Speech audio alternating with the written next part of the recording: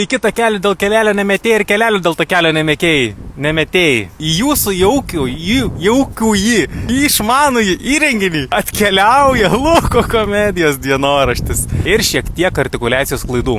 Rugpjūčio 25 dieną pasirodžiau K2 Comedy organizuojamame atvirame mikrofone ir štai mano refleksija. 12 komikų pasirodė prieš 120 žmonių publiką.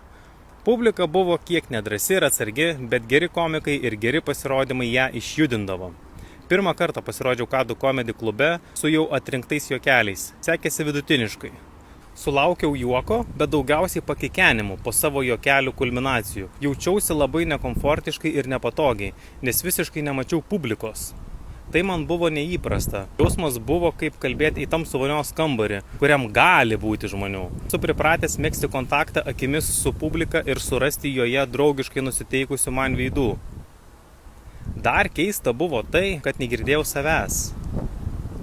Gal labiausiai mane nuvylė tai, kad publikai labai patiko paprasti, pigus ir nuspėjami juokeliai, kurių net nekyla ranka rašyti. Bet gal čia tas pats, kas nusivilti, kad žmonėms skanu pica. Čia išlenda mano komedijos veganizmas. Kategorizuoti, kas pigiena, kas komedijinis sukčiavimas, kas komedijinis trumpakeliškevimas. Aš pastebėjau, kad tai, kas mane prajuokina komikų programuose, publikai dažnai nueina į tylą.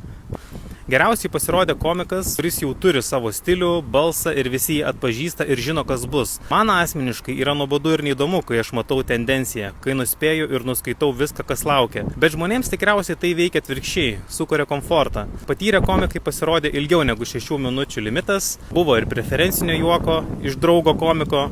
Tikrai gražu ir pavydu tokio ryšio, bet ar aš norėčiau juoko avansų, štai kad tiesiog esu? Kol nepatyriau, nežinau.